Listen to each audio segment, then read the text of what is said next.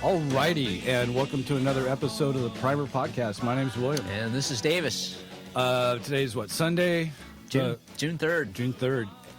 Antique Nationals. What a good show out there. Good show. Change of venue. Yeah, where was it? Last year and the previous years was... Was that in Pomona? No, that was Fontana. Okay, in Fontana.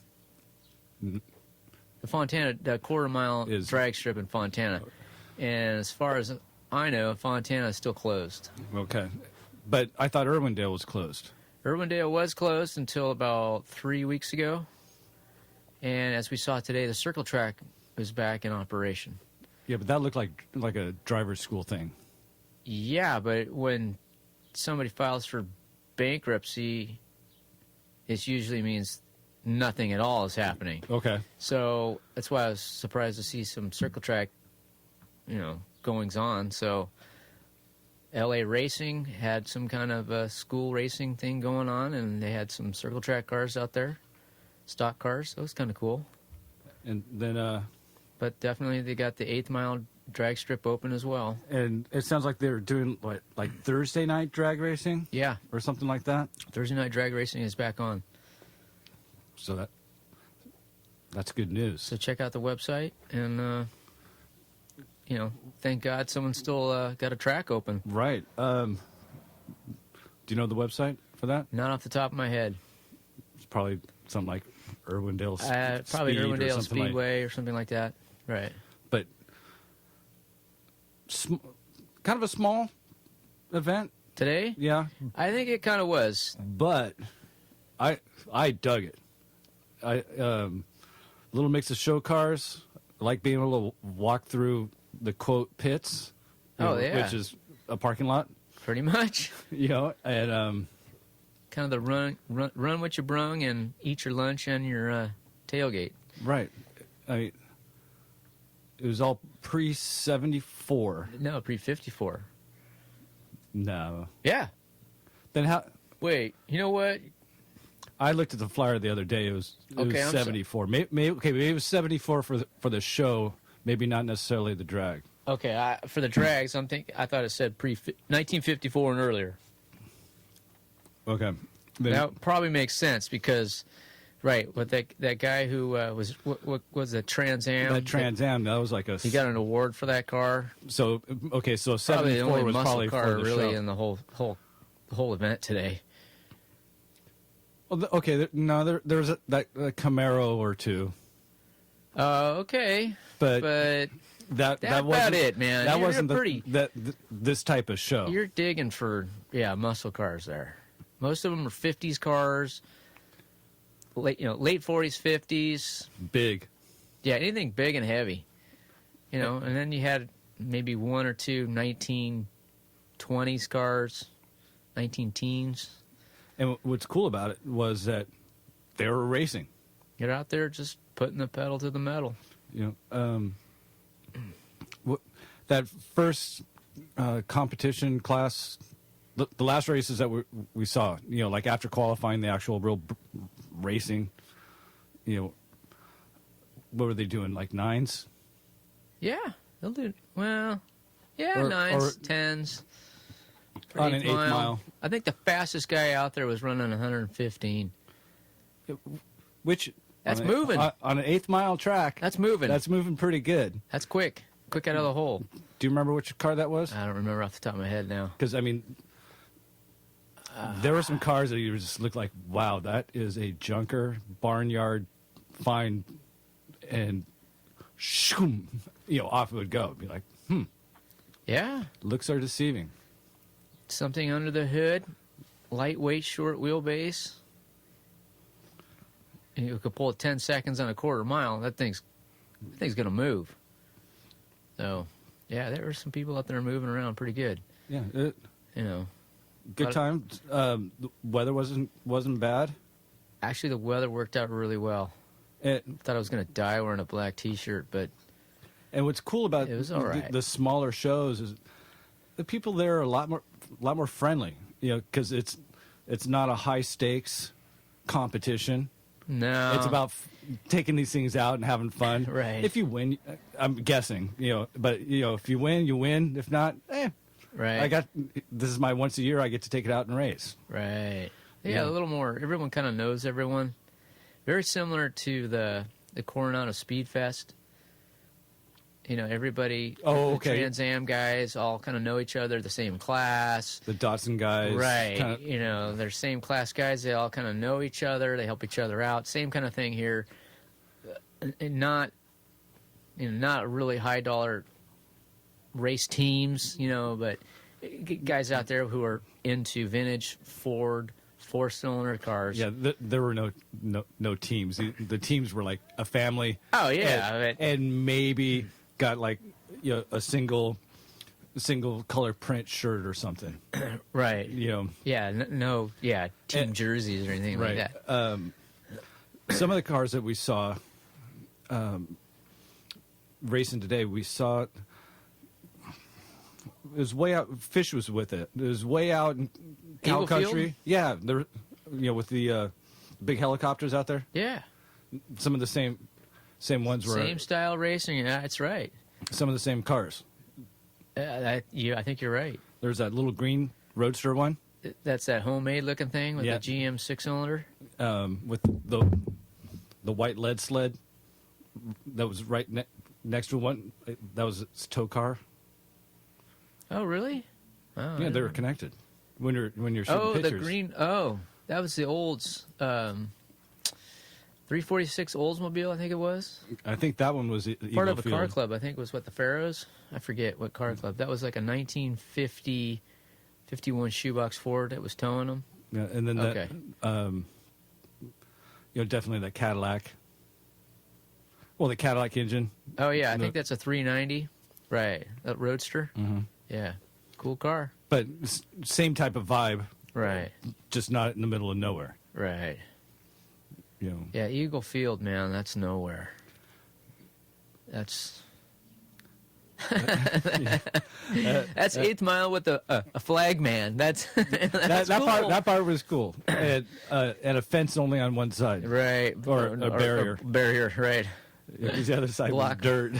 Yeah, concrete blocks on one side. But, yeah, Eagle Field is cool. I love that's great racing out there. I wish I lived closer, but, I think that's for Irwindale, I thought that pulled off pretty good. Yeah. I'm not going to complain, so. Eagle Field is going to be one of those every other year type of things. If Fish takes his 49 out there and decides to run, or that'd be cool. Or Well, just to go out there. True. And Now that we have the light bulb ding. Now that we have a 10x10 easy up, well, I was going to bring that up. we could take it, put it right there, Mhm. do some recordings right there. That's true. Because you remember how we were there? Was it like a year and 2 months ago? We were there. Was it a year ago or was it 2 years? No, it's only been a year. Everybody had their easy ups along the whole side of the strip That's right, because it's hot out. because it's hot out and it's kind of windy and dusty and Place for shade. a place for shade because there's like no shade out there. So now that we have a 10x10 easy up for Primer Podcast, so And we have that because of the F100 show. the Western Nationals. That's right. It's coming up in June 23rd. I was going to say about 3 weeks. Yep. You know, Yeah. I'm on it. You're on it.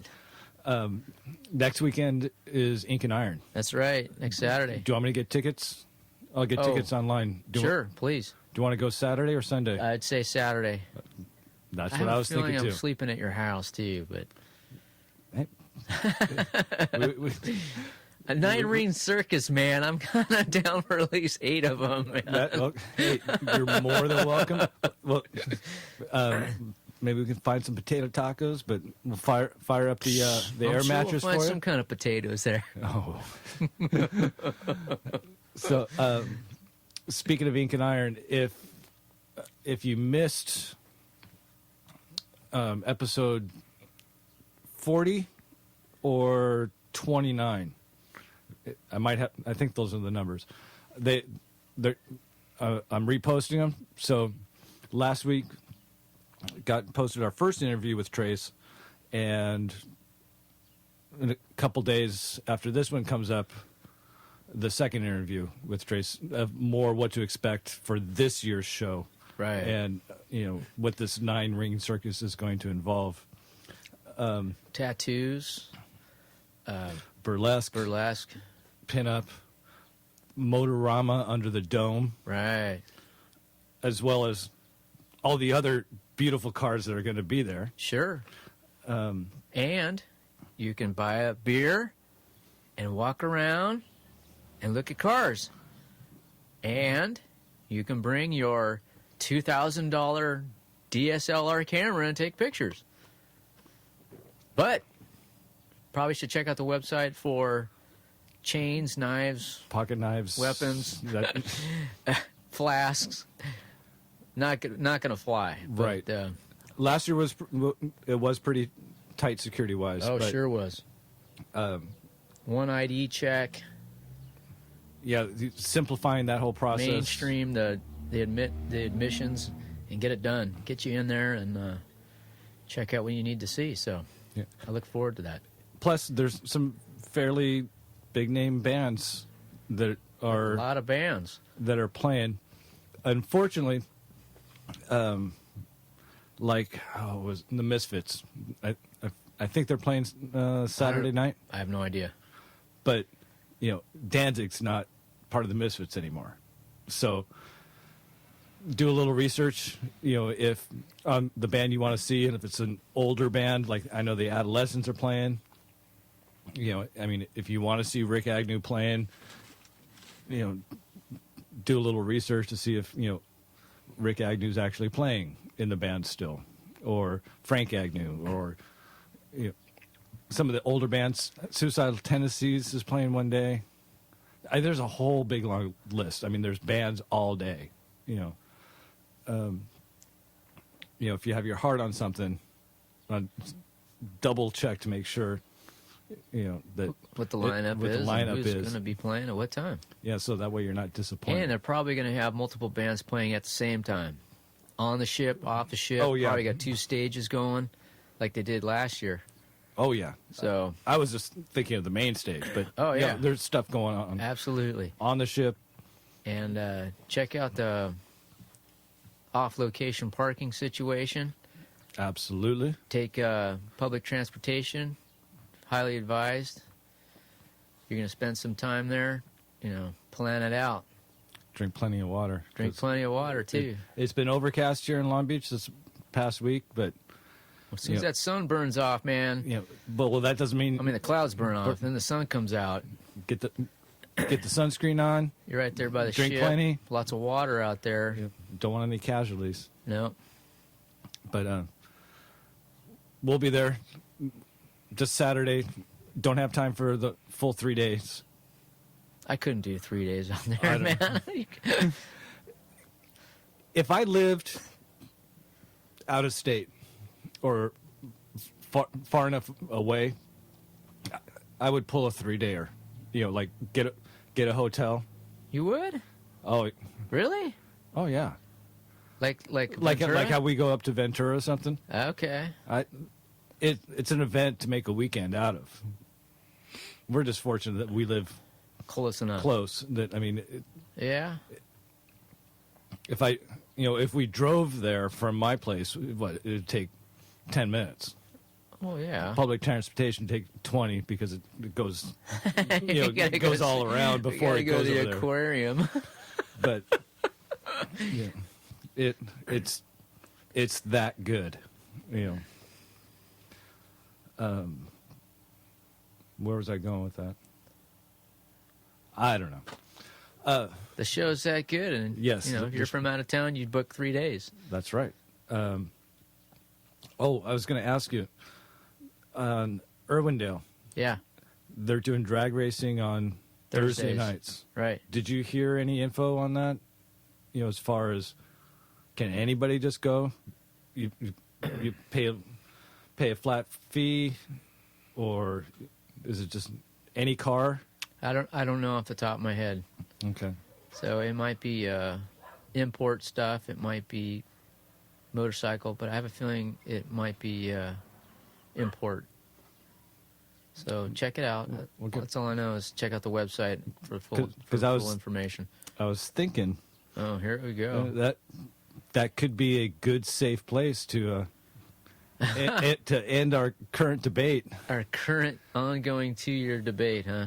The Galaxie. the 68 Galaxie versus the Was it the Galaxie and the 67 Ranchero? Yep. And at one point it was the truck. That's right. I got receded, cocky, man. I got a little I too can cocky. beat you in my truck. That's right. One hand behind my back, and I got a stick shift. Yeah. Right. I rescinded on that. Jeez. We'll have to look into Yeah, it. you know, I'm going to look into that. But it, you know, it's it could be a good goal. You know, as it far could be as a very both- good goal, because if I spent as much time and energy into that 67 Ranchero as I did the 68 Ranchero, I'd be shining. Right. Well, I'm thinking like after the summer when shows and stuff start dropping off, Yeah. November, December. Go out there some weekend and Well, some Thursday night or whenever they have drag racing. go test and tune and see what we can do. Yeah. Battle of the time slips for 8th mile. What kind of gears do you have in the back of your? I think they're 3 1/4. I'll beat you, dude. Okay. I got to bump up my gears, but once I do that, Why? because I got 275. So what? I got grandma gears in there. You'd be better off taking out the spare tire and the big toolbox you got back there to lighten yourself up. Oh, that's going to help me hook up. Yeah. Because you got to have at least, I bet you're 300 pounds on me, man.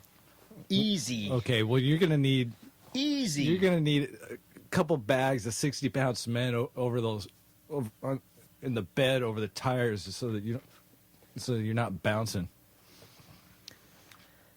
It's going to start Squeeze. All right. Yeah, sure. Okay, but could be something to look into. Man, you show up and you just start talking trash now. Where did this come from? I heard that they were doing Thursday night Urbandale. You got all And I was fired like, up. thinking, well, just wondering, You know what would be even better? what's that? If we got this 68 Ranchero versus the 67 Ranchero. 351 Windsor versus a 390 FE. Very comparable on the weight. The FE's going to be heavier. Yeah. The 351's going to put out some more power, less weight. Probably got the same rear end. Be interesting. Just You got that B&M shifter on the floor in that 68. ain't nothing going to make you go faster than a whole lot of chrome. it'd be interesting to see like what a dyno pull on both those engines would do. When you Chassis see that, dyno? when you see the graph of the torque versus RPM. Of course. I don't Until I see something like that on a 390 versus a 351 Windsor. I wouldn't make a decision. I wouldn't put money down on either one right now until I saw what just On what an it would on an 8th mile? Or just on a chassis dyno? just to see what they're pulling. What each Well, a chassis dyno will spin it up to 6,000 RPM at least. But where it would start to drop off. I don't know. See? That's interesting. The other thing you got to take into account for a chassis dyno is the tire diameter. Because that'll change everything. Taller tire, different reading. That would be interesting. Food for thought. So We'll figure that out later. exactly. So I saw some of those cabinet doors have been sanded. How's Yeah. that going? Just awesome, man. Sanding, you just got to do it, man. It's a hard fact. You're throwing. Get out the 80 grit or 100 grit. Just kind of look at it. Just go to it.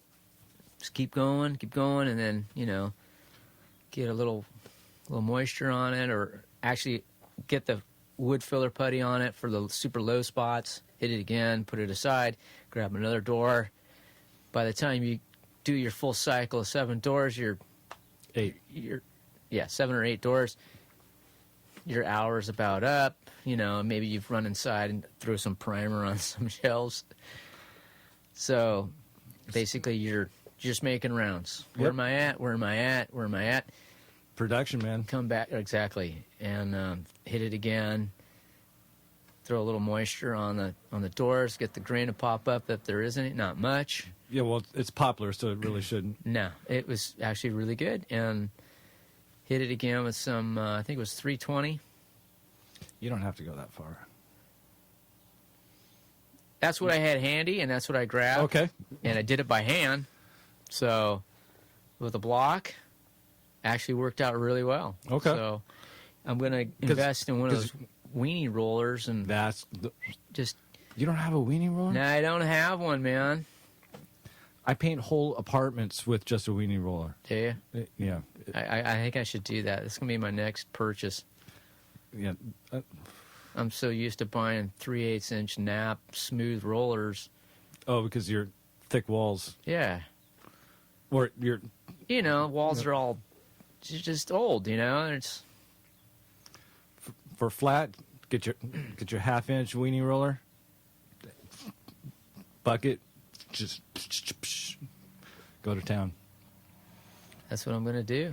So As opposed to the painting that I've been doing this past week, that I've been using 1 1/4. So is a slang, cursive word have the word stucco in it in your language now? Spanish stucco. Man, this thing just soaks up paint, man. Stucco. I think I've rolled on a little bit over 25 gallons this past week. Your forearms are tightened up, dude. Yep. I'm looking at veins clear up past your elbows now. You leaned out, dude. Yeah. Work will do that to you. You better up the protein, man. I have been. as I'm drinking carbs. But yeah, painting all this week. Wait, you're doing more painting this coming week? At least one more day Uh-huh. to finish up the 120 foot, well, 7 one-bedroom apartments long. Sounds Two-story. like it. Yeah, I'm just eyeballing 125 feet. sure. I don't know if we're going to do more on this building or not, because he only has one vacancy right now that hasn't been gone through. So I know I'll be hitting that. Well, we have to go in and assess that. We'll probably do that Monday. Figure out what kind of condition did the people live it in, left it in, and it looked good the last time I was in there because we did some lead testing. Really? Uh-huh. Lead testing. Oh, yeah. He's got this guy. Basically, it looks like a timing gun Uh-huh. or a timing light. Well, I've seen those for, like, moisture for checking mold. Yeah. Well, no. It looks like a laser light for, like, a level or something. Yeah. He holds it on a surface, Yeah. pulls the trigger for 3 seconds or something. Tells you the lead content, huh? Yeah. It goes down. I mean, it goes down layers. So it's not just on the surface. Oh, really? It goes all the way down, Like a stud finder. essentially. Huh? but it's calibrated. It will do asbestos and lead. That sounds kind of like an Actron multimeter tester for your computer run car, your Yeah. new car. It's like, I got the tester that costs $150. Tells me what what code I'm violating and why my light came on. Right, but it's that type of thing. But it's thousands and thousands. It's like $25,000 thing. It's that much? Yeah, How much does that guy get paid to come out? like $600 or something like that. Oh, really? For what? 10 minutes? Oh no, he comes through. When he does exterior. Does all the exterior surfaces, and then like every single interior wall, and writes down. His wife works with them, and I got to read a number to somebody. right. So it's like wall A, Right. Looking at a floor plan. wall A, white, negative 0.1, casement, wood, negative blah blah blah. That's all that guy does, huh? Uh-huh. And then Is he licensed? You take a class, Yeah. Wow. and you get licensed. Pay the state your fee. Right. But it's all about the like the 3-inch thick report when you're done. Well, of course. It's like this unit, this whole complex is lead free.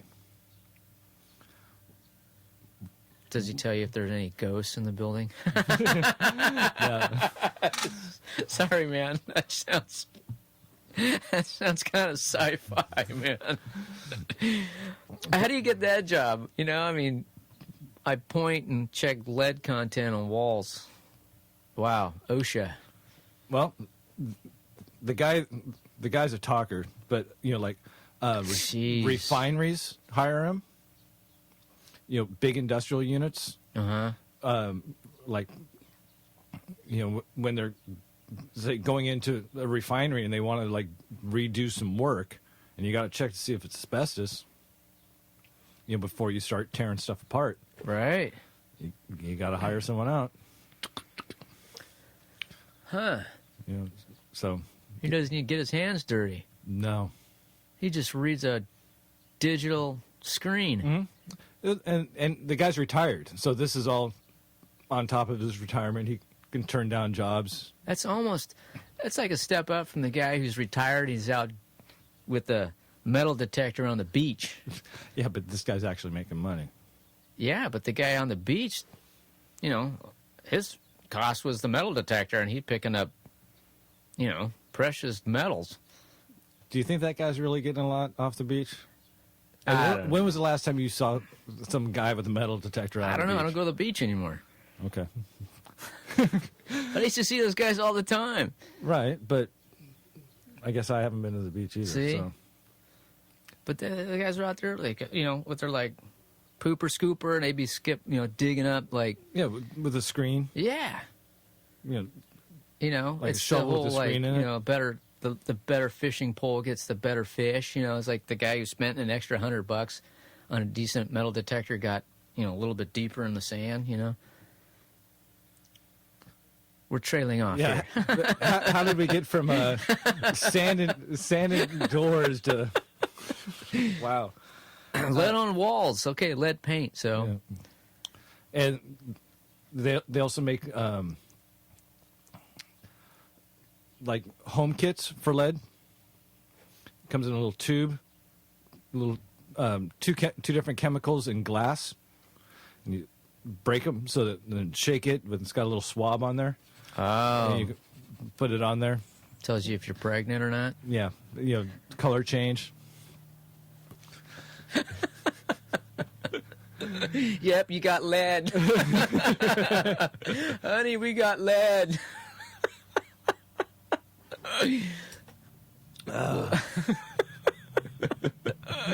Wow, and that's a surprise. My house is 70 years old. I got lead.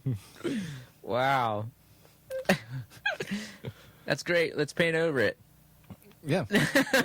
I'm not stripping that lead down, man. Yeah. As long as you So now what? I encapsulate mean, it. what's the deal? So he tells you your lead content, and then what? What do you do?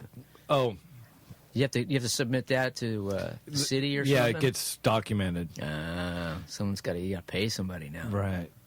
So, speaking of paying for something, Yeah, what you got? I see this little sign here for sale. Yeah, 68 Ford Ranchero. You want to buy one? I got one for sale. We got one for sale. So, what's the latest on that? We're not working on it today, but if we were, what would we be doing? Right behind your screen there on the monitor on your laptop, I've got a 3.5-inch diameter fuel hose. Oh, there it is. So that goes on, and then I measured the brake line from the left rear wheel cylinder to the distribution block that's mounted on top of the pumpkin on the differential. That's about 41 inches. So I figure it's a 3/16 by about 42 inches for a replacement brake line at the local auto parts store. Probably cost about $15. It's not bad. And A couple fittings, actually the line comes with fittings. even better. So you just got to bend the tubing and match it up, and then got to re-bleed the rear system, and then we should be good to go. I resealed the bed panel, the shock access plate, put that back on there. That thing is tight, clean, got all the dirt out of it, so that works out pretty good. We'll fix the headliner. I have a flasher unit sitting in a box over there, so I'm going to replace the flasher and see if that fixes the problem with the rear turn signals. Because the emergency lights work for all four, front and rear. Turn signals work only for the front. Followed the wires. It's two different flashers. As my understanding that there's one flasher that handles all of it for the front and the rear and the emergency. Now, I think on the Mustang, there's two separate flashers, one for emergency and one's for the turn signals for the front and rear. Right. That's how the Galaxie is. I've got one for the emergencies, one for Oh, really? turn signals, Because if I hit the emergencies, which still don't work. if I hit the emergencies on the Ranchero, all four work. But if I put my finger on the flasher, I can feel it, the relay pulsing through. So that, and if I hit the regular turn signal switch, I can feel it also pulsing for the front. So as far as I know through the shop manual, I think there's only one flasher unit. So I don't know. I got it in a box of junk, so I'm going to replace it, see what happens, if anything, and then move on from there. So, Okay. and then Sounds good. The fuel hose. Maybe during the week I get to the fuel hose, kick the car up on the side of the driveway so that all the gas goes to the other side of the car, and break it loose. And, okay, I got you. it'll probably take me an hour to do that because you got to break loose the fuel filler hardline tubing from the gas cap. Yeah, but it's still better than. That's always a party. Still better than dropping the fuel. I'm not fuel dropping tank. that tank, man. That was a mother. Especially when it was 5 gallons worth of gas in there. Yeah, it's like that's like 8 pounds per gallon. Yeah, it was a lot of weight quick. Right on your chest. It's like, Yeah, as it drops. good times. Speaking of good times, Where is this going? I'll say it again. Good times. Old neighbor Floyd. He used to tell me if it wasn't for bad luck, I wouldn't have any luck at all. Good times. Let me tell you about it. Okay, I bet this has to do with the word brakes. And fuel. Oh, and fuel. Yeah. Oh, And bicycle. And O'Reilly's. wow. He's So- a crowd. There's also that phrase, something like out of the mouths of babes. They're supposed to have like, the children are supposed to be able to point out the obvious or something like that. They just tell you it right out. Yeah. It was last week. I was driving home, coming up my street, saw one of my neighbors. He's got like a 4-year-old girl. Uh-huh. And she's like, your truck smells like gas. I'm like, yeah. You know, and your gas leak. yeah. And Is this okay, and okay? you know, and I was thinking, well, you know, it's not even warmed up yet. Maybe she's confusing it with, you know, exhaust. Might be running a little rich because it's still cold. I don't know. Now, I should have listened to her, you know, because that was like a week or two ago. Let's see. I think it was like Monday. Yeah, Monday sounds right. Early in the week, you know, because I've been slowly doing this tune-up, you know, like in my spare time. Did the fuel filter. Actually came off like it should. Oh, really? Yeah, well, it's like this little aluminum the fuel canister. filter. I'm sorry, I'm thinking of the fuel pump. Okay, right. That goes into the fuel pump. Okay. And- yeah, that's a big old. Yeah, okay. And one time, years back, I over tightened that thing and couldn't get it off. I had to change the whole pump because getting the canister off, I torqued the whole thing up. Right. Oh, good. Okay. But it came off. Everything went okay. I didn't get gas down into my armpits, you know, because you know when you're unscrewing it and it starts dribbling down your arm, you know, and you're on your back. Yeah. Everything went well. It was like, okay, cool. Started it up, no leaks. I'm like, okay, cool. And then it died out. I'm like, it's fine. It's cold. You know, I didn't have the choke on it or anything. Driving to the work the next day, I get a block or two, stop sign, dies. Like, okay. Fired right back up, no problem. And next stop sign, dies. Luckily, I have 1.1 mile to work. So, okay, I can make it. Kind of coasted through a couple stop signs. You know, maybe pushed a yellow a little further than I should. But then right when I went into the parking lot, because I got to slow down to get up on the apron because it's all jacked up. You know, because it's not in the expensive part of Broadway where all the, you know, politicians live. Okay. Gave it a, you know, good throttle. You know, while I was pushing in the clutch, yeah, so it wouldn't die out. Yeah. Bam! Sounded like a gunshot. You know, the backfire was that loud. Like neighbors came out to like look to see. Oh, you didn't separate a muffler, did you? No. Lucky you. That happened to me once. And you know, pulled in. It was like, okay. So I'm thinking, okay, backfire out the car means it's too rich. Out the back means it's too lean. Yeah. Okay. So open the hood up, and there I see gas leaking out of the base of the carburetor in at least 2 places. And so it's pulling up on the intake. Right. Not good. Well, that was causing my lean condition, and On your Edelbrock Performer 390 intake that I gave you. you didn't give me that one. I gave you that one. No, you gave me Yes. that for I moved that just the other day. No, I gave you an RPM. Okay, you gave me one for the Galaxie. The in one that's on the future. truck came off came off the Ranchero. Okay. When I got an RPM, Okay. I stepped up. So Anyway, there was the gas that this little girl at the base of the carburetor, between the manifold and the carburetor. Right. Like, okay. And then, you know, crossing my fingers, driving. Well, I took it easy. I bumped up the idle. and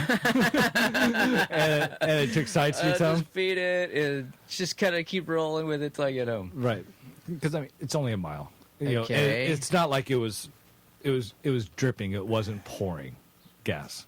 So if there's gas coming out at the base of the carburetor, then so you weren't having, was it a vacuum leak then too?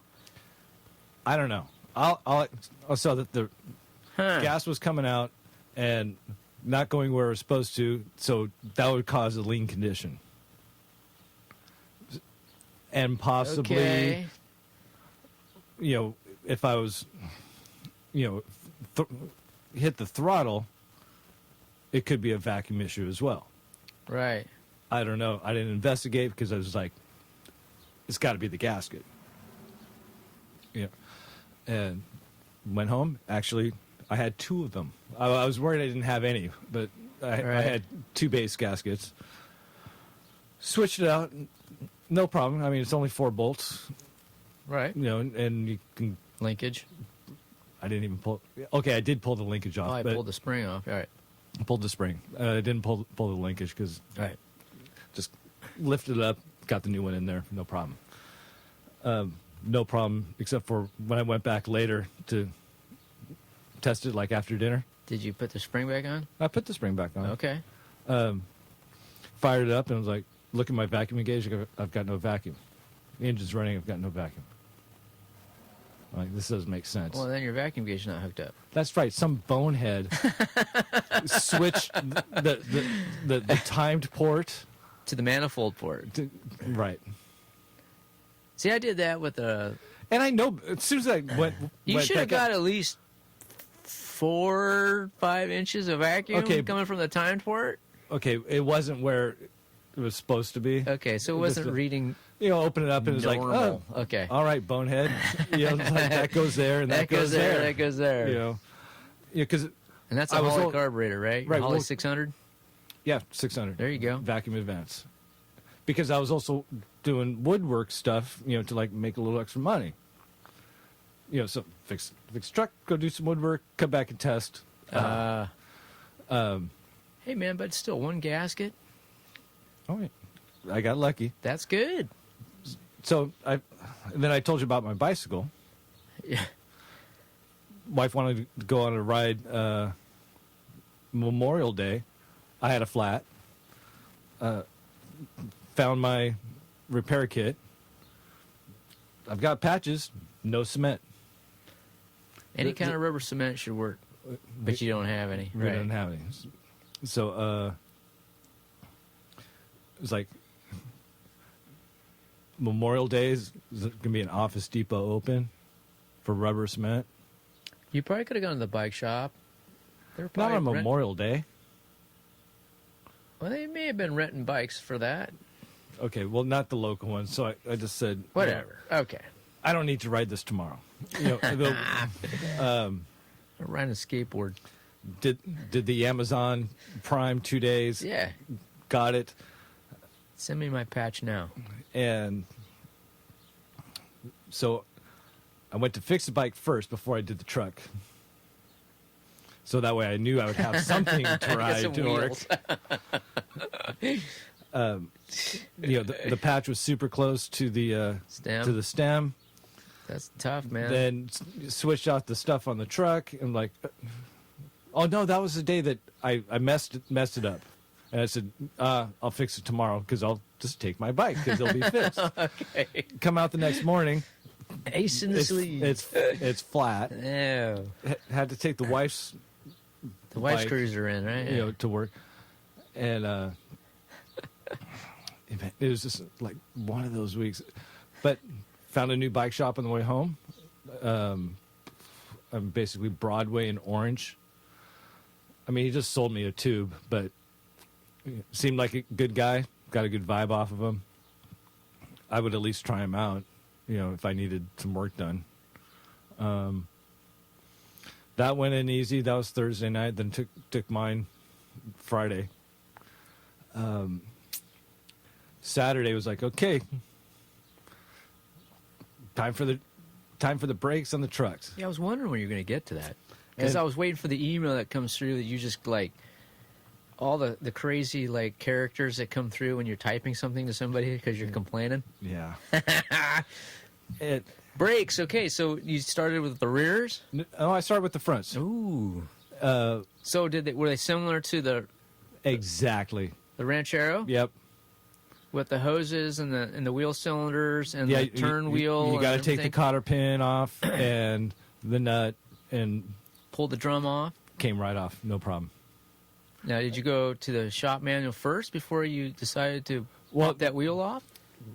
Pulled the wheel off, and then tugged on the cylinder You or on said- the drum. And I'm like, huh? You didn't look at the shop manual, huh? Well- Not even 2 days before? No, Because I know you got 5 volumes of that book, man. it wouldn't budge. and you I'm like, said, nah. I'm like, I think this is like the Ranchero, because I looked it up. I haven't done brakes on that thing since November of 2000. Was the last time I Man. did the brakes. And Almost 11 and a half years. yeah.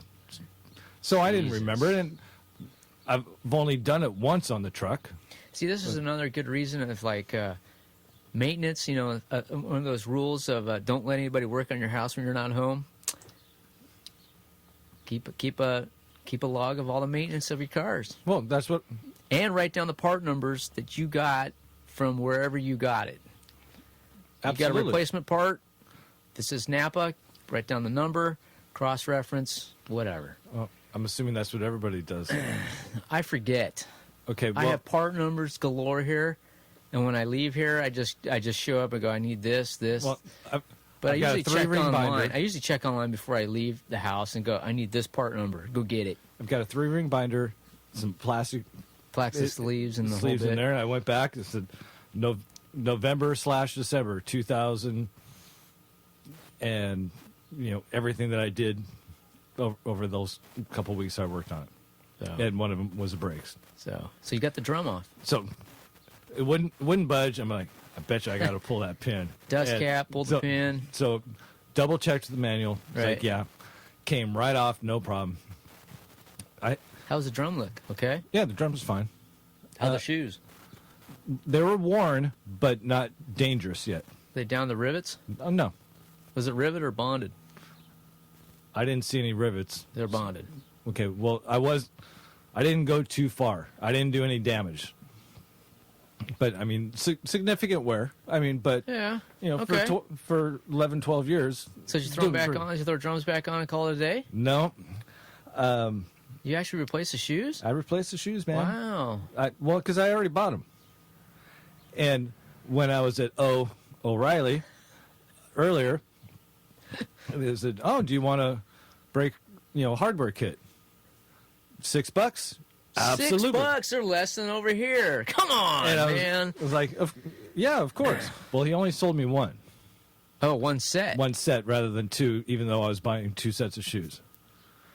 Well, that seems kind of lame. Right, and I didn't catch it till days after I left because I wasn't doing the job that day. I was just getting parts and just loading them up for when I've got time. Yeah. So, open it up, take all the springs off, wipe it down. Of course, I'm out of brake cleaner, and I look at my brand new hardware kit. I'm like, Something seems not right. these are the rears. The hardware kit was for the rear, and I was doing the fronts. Oh, man. You didn't So- check parts before you left. So I went to O'Reilly. So what was the difference between the front and the rear? Well, according to O'Reilly, there is no difference between the front and the rear. Well, wait a minute. Because when I went to the counter, Yeah. I need a front brake hardware kit. Turned out the girl behind the counter knew me from my previous Right. profession. She's like, "Hey, are you Mr. Boo?" I'm like, "Hey." Hey, how you doing? She wasn't mine. Right. It's another class. But told her what I needed and pulls it up on the screen. Shows me the picture. Right. And I said, "No, that's the rear." And even on the description, I'm like, "See right there, it says rear." And especially after doing, You can't. What's the matter? You can't read? okay, but that's the picture that came up on her part number for the fronts. And What's the difference? well, according to Wait a minute. what's in their computer, the Brake front and the hardware? rears are like the same kit. Yeah. It's the same part number. Okay, right. So, What's the difference? well, she pulls it out, and So she pulled both. no, there's only one part number for the front and the Okay. or the okay. same part number. Right. Pulls it out.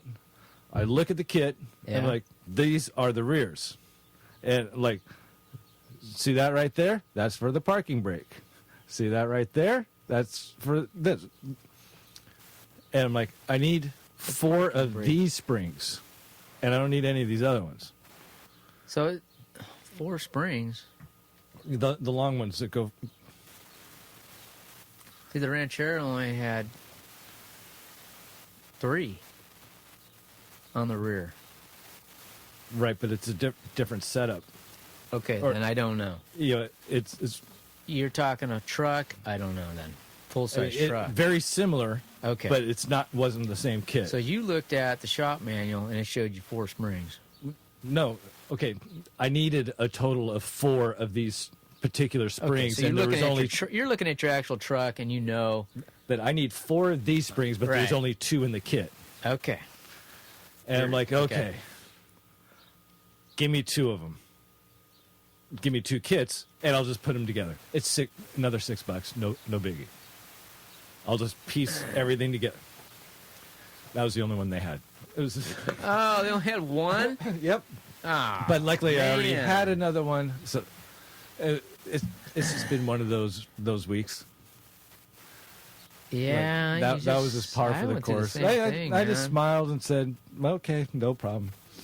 I'll pick up the set that I need when I do the rears next weekend. No biggie." I mean, what are you gonna do? You know? I'd go to another store. Yeah, but I wasn't doing the job.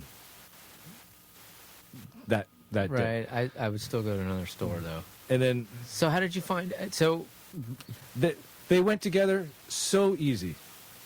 Those yeah. those other little springs. Yeah. So much more real estate in the truck than on the Galaxie than On the on the Ranchero? Ranchero. I could. Oh, the brake shoe retainer springs. Okay. I think that's what they're called. I could have done it by hand. I could have done it without that little tool. They're that. I had that much real estate where I could have just taken my 2 thumbs and just pushed them and turned them. Really? Yeah. Like, you could see where everything was all lined up. Yeah. It was nice. Huh. It went real easy, except Simple is better. What happened, man? some bonehead. Well, Technology took over? no, Some well- engineer who didn't know how to actually apply brakes to a car yeah. got involved?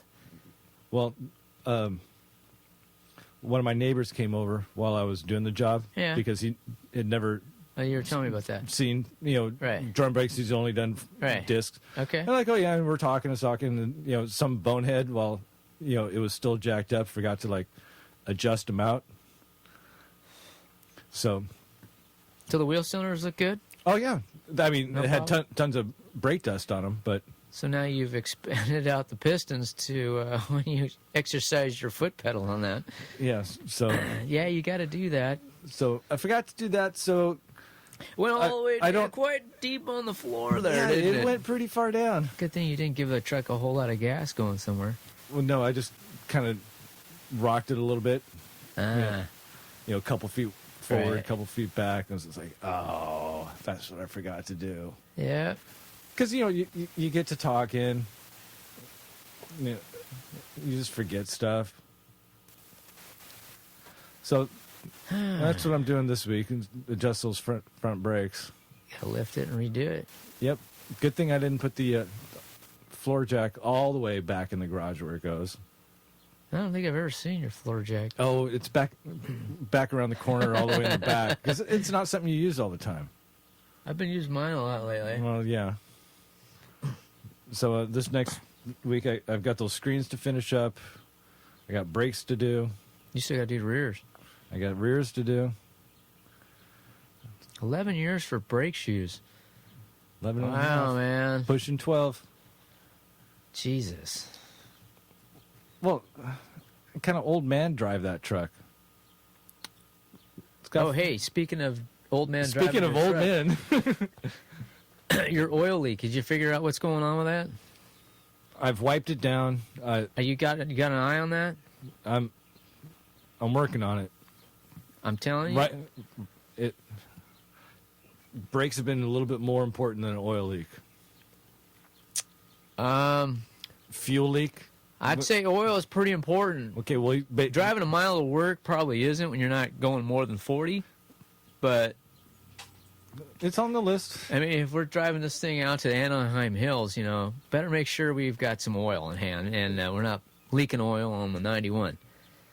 Oh yeah. So, the $2 gasket, I still think it's going to be the oil filter adapter base to the block. That makes sense. So, I've got everything. What is it? 3 bolts, 4 bolts? I looked at it briefly. Of course, that was dirty and had a lot of oil on it. It looked like it might have been 2. Okay. I got to get in there and clean it up a little Probably bit better. torque it to 22 pounds. That should be it, man. Yep. I'm It's on the plan. But okay, but a fuel if you're leak. driving out there, We don't want to run out of oil on the freeway, man. That's bad. Oh, I check it. Okay, well, I'm just saying. I got my 5-gallon jug. Or, Okay. Check it once a week and see where I'm at. You got a mechanical gauge on that too, don't you? Uh-huh. Okay. Well, fuel pressure gauge. That's what I meant. No, I meant oil pressure gauge. Yeah, oil Okay. pressure gauge. All right. So, yeah, I'll be 'Cause looking you hear at the tick, tick, tick, tick, tick, tick, knock, knock, knock, and it's over, Johnny. Right. Pew. Hey, man, 5 pounds. So I'll be working on that this week. You've got cabinet doors you're working on this week. I got painting to do this week. Painting. Painting, and then I'm taking the Mustang in on Tuesday. What? Yeah, I'm done with the brakes, dude. 6'3", I said last time on this podcast. I'm done. Well, okay. I adjusted those front brakes. I got one still dragging in the front. The back still snapped. I know I've got air in that line from somewhere. I get pedal when I hit it, just sponge. I pump it, I hit it second time, there's a pedal. It's not dragging in the front, both of them, but I know the right front one, still not quite there. It's just been, the brakes on this car suck. It sucked since I got this car back 20 years ago. So you're going to actually take it in? I'm actually going to take it in and have somebody who will Just dial it in. Somebody who knows a good old Mustang to dial it in. I found somebody. He said he'd do it. And I got roped into doing some kind of volunteer work at a school on Tuesday. So what do you do between the hours of 12 and 2? Take my car in at 7:30 a.m. There you go. And maybe watch some paint dry. I guess that'd be after 2. Yeah, I'll be watching paint dry, but I'll probably be painting some more on Tuesday as well. So I got to fill up the day if I got a hole in the middle of the day, right? Yep, absolutely. Absolutely. So yes, my patience is gone with the Mustang. I'm done with brakes, dude. I'm just so done with brakes. Trust me, I hear you. I mean, I'm I can in the sit middle here of and just turn those things, turn the wheels, adjust, bleed the lines for the 15th time. I'm done. I'm so done. Okay. So, when you say brakes, bad thoughts go through my head, man. Yeah. I'm not looking forward to the rears on the truck. Just because that whole it's got the extra parking brake stuff. But I don't have self-adjustings. On the rears? No. Well, that whole self-adjusting thing is a fallacy because, they say you can use like a special rotunda tool to push the tab in and you turn the wheel the opposite way and you can, loosen up the brake shoe. No, I just use a regular screwdriver, just push on it, it goes, rant, and it's loosened it up. Well, I can sit here and rock back and forth in front of my house, and it's going to go click, clack, and it's not adjusting. Okay. It may have been 40 years ago, but not now. Okay. Well, So but that's one less piece of the puzzle of springs and Self-adjusting means like that I don't have to deal me with. myself is adjusting these brakes. So I'll be doing more painting this week and more brakes. But I'm digging riding the bicycle to work because I would if I were you. 1.1 mile. Hey man, And $4.29 for a gallon of gas. And I Forget it. I timed it. Gallon of gas. That price of gas isn't going to come down. Right, and it takes me the same amount of time to ride my bicycle than it took to warm up the truck, hit the stop signs, get there, pull in. I mean, no joke. I'm left at the same time, and I got to work at the same time. Ride a bike, dude. Yeah, and it's bike friendly Long Beach. Oh So yeah. Be sure to take the right streets. I do. I took 3rd Street that's got a bike lane. I was kidding, man. Oh, no, I made a point of... Well, even my boss said, man. when I told him I was going to be riding my bike, he's all, stay off Broadway. I'm like, well, yeah.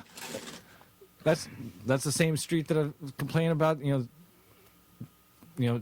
it's 2-lane street. People ride their bikes, and there's no room for anybody else. And if you ride on the sidewalk, there's tons of pedestrians. But if you go 1 block north, 1 block south, you've got bike lanes. So I'm practicing what I preach, and I'm taking the bike lanes, or like Appleton.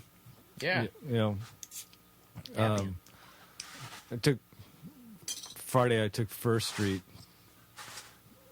because I had to back around Cherry to hit the Rite Aid for $10.99 long hammers, then straddle it between my legs on the way home. So speaking of riding, LA Roadster Show, June 16th, man. You down for that? Absolutely. Okay. So hopefully I'll throw an email out to, I know Piero's going to be there. Which we saw today. At the Antique shooting National. content for Mad Fabricator Society. Was it Volume 7 I believe coming out? so. So he's working on that. And I'll shoot a email out to Bill Garrettero, see if he's coming out from Arizona. Maybe he's got some Viva Las Vegas stories for us. And June 23rd is the F100 Western Nationals. We'll be there with the Canopy doing some recordings from the founder and probably some of the vendors there. Maybe Some Jeff of the clubs. McKelvey from Junkyard Fine will be there. Well, that'd be a good time to finally get him. Yeah. I haven't seen him since the Mopar show. Then and then July. There's 14th. July 14th, we've got the Bixby Knolls car show, which includes those dragsters, probably more vintager like what we saw today, flatheads, probably a lot more Long Beach oriented with like lions. The Snake, Don the Snake Perdome, that one, and the Mongoose. probably McEwen. They're both supposed to be. At least their cars are supposed to be there. Right, that's all local Southern California, Long Beach. Is there something going on the weekend before that? I don't have anything I don't weekend think so. before that. And then I'm taking off the week after that. And on July 28th, they have some kind of, I caught a glimpse of a flyer for some kind of vintage drag racing down in Verona. A lot like what was going on today. I don't know if you caught a flyer of that. It was like a little quarter sheet. I took a picture of it. And where is Verona? Verona is down there in San Diego. That's the 8th mile Okay. inland empire turn and burn trip. That would be it'd take us 2 hours to get there. So that would be a stop off at the Stone Brewery on the way home, but that would still be a long day. So You got to be convinced right there. yeah. I got nothing else, man. Okay. Well, I guess the next time we'll be doing this will be after Ink and Iron, which will be next weekend. So That sounds like a good time. I shot Oh, you got a ton of video today, man. I got a ton of video. a good hour's worth of video today. And I got some pictures. Got my new camera. Hopefully, I'll get some uploaded. Hopefully, that works. I got about 250 photos today. Considering what I have to do this week, we'll Slinging paint and stucco. We'll see how long it'll take to get everything edited and put up. But this won't. I won't put the podcast out until everything else is loaded up, so you got something to look at when we tell you to go ahead and look at it. Sure. So when you listen to this, go ahead and hit the site because it will be up. Toss us an email, primerpodcasts@gmail.com. And so until next weekend after Ink and Iron, and I'm sure some beverages. My name is William. And this is Davis. And don't skimp on the primer. But there'll be